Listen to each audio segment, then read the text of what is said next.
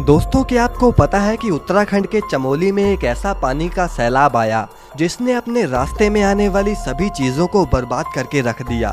सरकार ने तो ये कहकर पल्ला छुड़ा लिया कि ये एक नेचुरल डिजास्टर है, लेकिन दोस्तों क्या सच में वो एक नेचुरल डिजास्टर था या फिर वो इंसानों का प्रकृति के साथ छेड़छाड़ करने की वजह से सैलाब आया था? आज की इस वीडियो में हम उस पूरे डिजास्टर के बारे में जानेंगे। बस आप वीडियो के आखिर तक हमारे साथ जुड़े रहिए। तो चलिए वीडियो को शुरू करते हैं। दोस्तों, वैसे तो इस देवभूमि ने कई आपदाओं का सामना किया है, लेकिन आज हम चमोली में हुई रासदी के बारे में बात करेंगे। साल 2021 के फरवरी महीने में वहां के लोगों ने एक बहुत बड़े डिजास्टर का सामना किया। दोस्तों, उस दिन अचानक से वहां के लोगों ने एक दिल दहला देने वाली आवाज़ सुनी, जो आवाज़ किसी बॉम्ब ब्लास्ट से कम नहीं थी।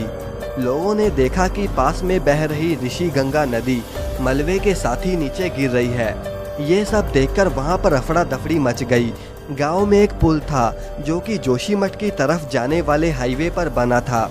इस पुल पर से होकर भारतीय सेना के जवान तिब्बत बॉर्डर तक जाते थे, लेकिन देखते ही देखते ये पुल पत्ते की तरह बाढ़ के पानी में बह गया। अब इसके बाद ऋषि गंगा धौली गंगा के साथ मिल गई और ये बाढ़ नीचे तपोवन तक पहुंच गई। ऐसा लग रहा था जैसे उस दिन कोई बड़ी तबाही होने वाली है, और ठीक वैसा ही हुआ। वहाँ नीचे किसी पावर प्रोजेक्ट का काम चल रहा था। देखते ही देखते वहाँ पर काम कर रहे कई मजदूरों को ये पानी अपने साथ ही बहाकर ले गया। सरकार के बयान के अनुसार इस बाढ़ में लगभग 210 लोगों की जान गई थी, और उसमें से 195 लोग तो वहाँ पर काम कर रहे मजदूर ही थे। अब उसके बाद इन लोगों में से सिर्फ 50 लोगों की बॉडी ही मिली।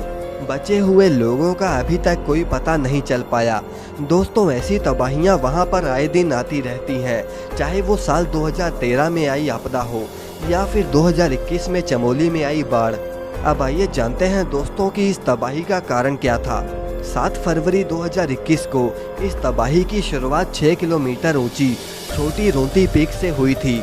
उस दिन एक 182 मीटर मोटा और 545 मीटर चौड़ा ग्लेशियर का टुकड़ा नीचे गया। वहां पहुंची टीम के अनुसार तूफान से भी तेज रफ्तार से पानी और मलबा सिर्फ 1 मिनट में नीचे नदी में आ मिला।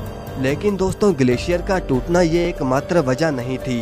दरअसल साल 2014 के अप्रैल महीने में सुप्रीम कोर्ट ने गंगा नदी पर बन रहे 24 पावर प्रोजेक्ट्स पर रोक लगा दी थी।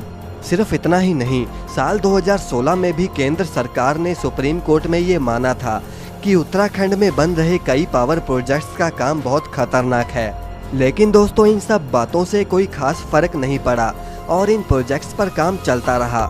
नहर बनाने के लिए एक के बाद एक कई पहाड़ों में ब्लास्ट किए गए और इसका नतीजा आपके सामने है। दोस्तों, मशहूर इन्वायरमेंटलिस्ट चांदी प्रसाद भट्ट ने भी एक इंटरव्यू में कहा था कि उत्तराखंड में आ रही ये तबाही प्रकृति से खिलवाड़ करने का नतीजा है।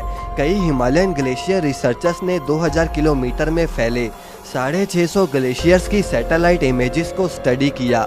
उन्होंने बताया कि साल 1975 से 1990 तक हर साल लगभग 0.25 मीटर ग्लेशियर्स पिघलते थे, लेकिन साल 1990 से 2000 के बीच ग्लेशियर्स के पिघलने की दर 2 गुना हो गई। वहीं दूसरी तरफ साल 1975 से 2000 के बीच इन ग्लेशियर्स पर जो तापमान रहता था वो भी साल 2016 तक लगभग 1 डिग्री सेल्सियस बढ़ गया। दोस्तों, क्लाइमेट चेंज के अलावा इन बड़ी बड़ी आपदाओं का मेन कारण है इंसानों का कुदरत से खिलवाड़ करना। क्योंकि दोस्तों, कहीं पर नदी को रोककर बांध बन रहे हैं और कहीं पर पहाड़ों और जंगलों को काटकर सड़कें बन रही हैं। दोस्तों, अगर चमोली जिले की बात करें तो ये एक इको सेंसिटिव जोन में आता है। इसके बावजूद भी साल 1980 में अब तक यह सड़क और बिजली के प्रोजेक्ट्स के लिए लगभग 8.07 हेक्टेयर जंगलों को काटा जा चुका है। आंकड़ों के अनुसार उत्तराखंड में लगभग बहुत सारे पानी से बिजली बनाने वाले प्रोजेक्ट्स पर काम चल रहा है। इन प्रोजेक्ट्स की वजह से भागीरथी नदी को 80 और अलकनंदा नदी को 67% नुकसान हुआ है, और इसके बाद भी यहाँ पर कई नए प्रोजेक्ट्स पर काम चल रहा है। तो दोस्तों, आशा करता हूँ कि आप समझ गए होंगे कि चमोली में आई बाढ़ का मेन कारण क्या था। वैसे आपका इस पर क्या कहना है? कमेंट करके हमें ज़रूर बताएं और इस वीडियो को लाइक करके चैनल को सब्सक्राइब करना ना भूलें।